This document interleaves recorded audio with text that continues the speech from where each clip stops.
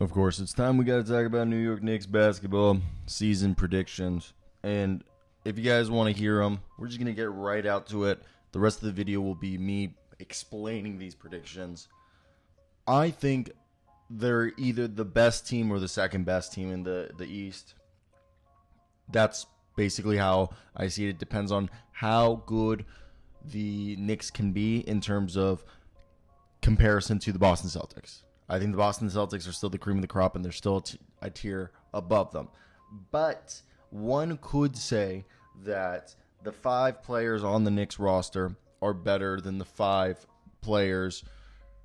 And not 5 players, I take that back. Better than this, like, Jalen Brown and Jason Tatum are better than anybody the Knicks have. While I think if you then take Drew Holiday, Kristaps Porzingis, Al Horford as and Derek White as the remaining guys and put those up against Karl-Anthony Towns, OG Anunoby, Mikal Bridges, Jalen Brunson, Josh Hart, I think the Knicks in that aspect have the better players. However, yes, the Celtics do have a better top echelon. Now, I think the reason why the Knicks could be a better regular season team and just be overall better is that they have, holistically speaking, multiple guys right there. Brunson, Mikal, OG, Karl-Anthony Towns, who are all 4 guys that are arguably in their primes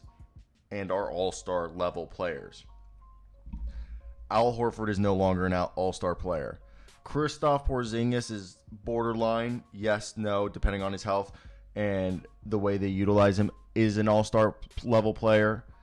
Drew Holiday is not an all-star level player. He's outside. So, and then obviously you got Jason Tatum and Jalen Brown, who are both all NBA guys.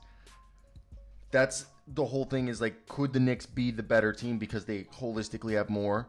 That's the whole thing. So I think that's the whole, they're going to be either the 1 or the 2 seed. That's going to be the Eastern Conference Finals, in my opinion. And it's going to be a really, really great season for the Knicks. It just comes down to, can those 5 players, and I assume Deuce McBride is going to be the 6th man with the way that things are looking. I do like them keeping Landry Shamet, personally. I do. I've always been a Landry Shamet fan. Now, I think the biggest thing with the Knicks is going to be their bench unit. I have no problem. Also, they still have Precious Achiuwa. There's also a part of me that thinks, could Precious Achiuwa end up being a starter so they could have Josh Hart come off the bench, unless they really do want to play 3 wings next to a guard and a big, the big being obviously Towns and the guard being Brunson, and then it's OG, Mikal, and Josh. And then you have Deuce off the bench, Precious Achiuwa, Tyler Kolek, Campaign, Landry Shamet, Jericho Sims. So I think that's the biggest thing that they're trying to figure out as we go through this. My question is, if you're a Knicks fan, do you like how this roster is currently constructed? I think there's things to like and to not like.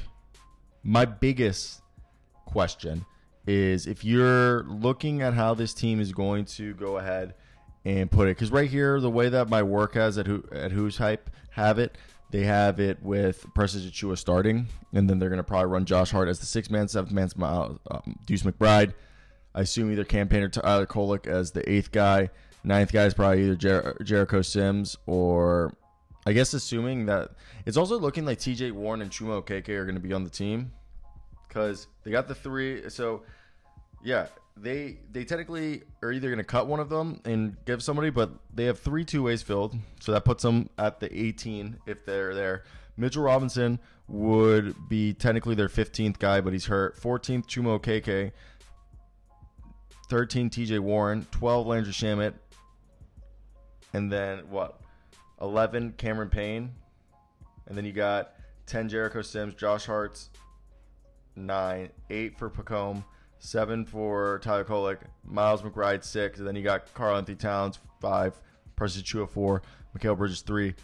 OG Anunoby, 2. And then the 1, Jalen Brunson. That really could be the team, or they could cut one of Chuma or TJ. But I really think if your bench is TJ Warren, Chuma Okeke, Landry Shamet, campaign 10 through 15. That's great. And you still have your youngest guy on this team is Pacome, and then Jericho Sims and Tyler Kolek. Like, this is actually a lot deeper team than people are giving them credit. And that's why I think they're the odds-on favorite to be, like, title contenders for a reason. The Karl-Anthony Towns, Josh Hart, OG Anunoby, Mikal Bridges, and Jalen Brunson are the starting unit. They're not going to have a true bench because led by Deuce McBride, and they have Precious Achiuwa now, and it's not that deep of a team. Well, ladies and gentlemen, first off, they have Pacome, Daddy, and the new rookie. He's supposedly guys who need, scoring punch for them. I just think they also have campaign. There's a lot of guys that people are obviously, are they top heavy? Yes, but one might argue that the New York Knicks have the best starting five in the NBA outside of, I guess the only team that you would say is maybe better is the Boston Celtics or the Oklahoma City Thunder at this point. If not, they're equal. And this is, if you want to compare them to the Boston Celtics, where the Boston Celtics hit them is another team that went top heavy. Yes, they had, obviously, Jrue Holiday, Jaylen Brown, Jason Tatum, Al Horford, Kristaps Porzingis, and Derek White as their, six guys. And then you had, of course, Peyton Pritchard and Sam Hauser as their 8 guys. That then you throw in Xavier Tillman, Luke Cornett. One might think that is a deeper team.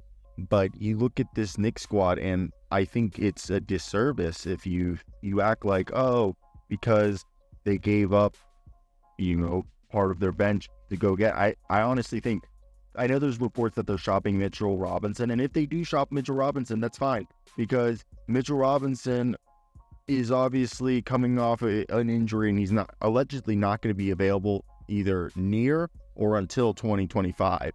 So I understand the concern there, but besides that, you have yourself now Jericho Sims, Precious Achiuwa, and Karl-Anthony Towns as and also you have Ariel Hakaporti on a two-way who could end up being converted as your center rotation, which I'm perfectly fine with.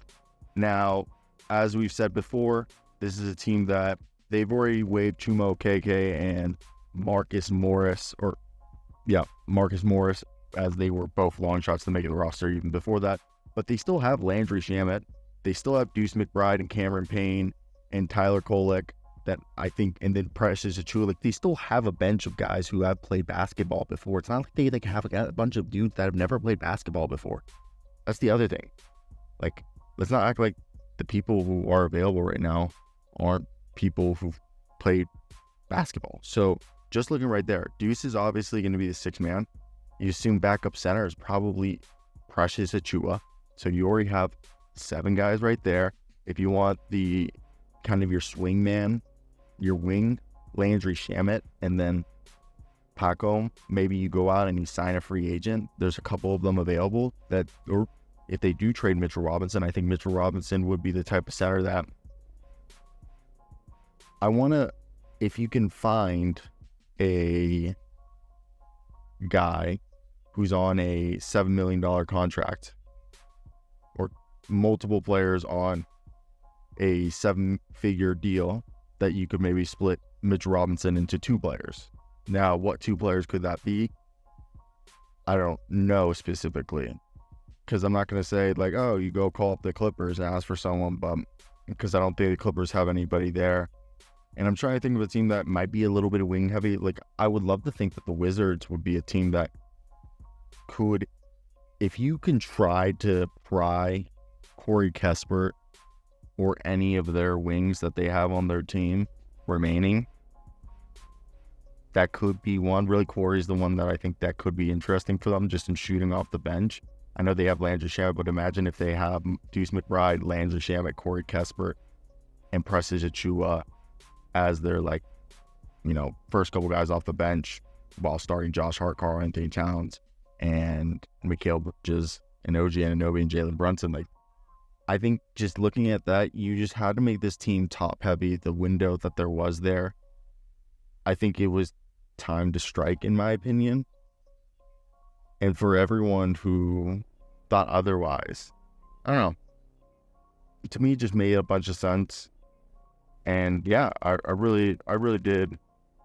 I really thought it was and the fact that they only gave up one pick, kudos to them. But that's it. Bye.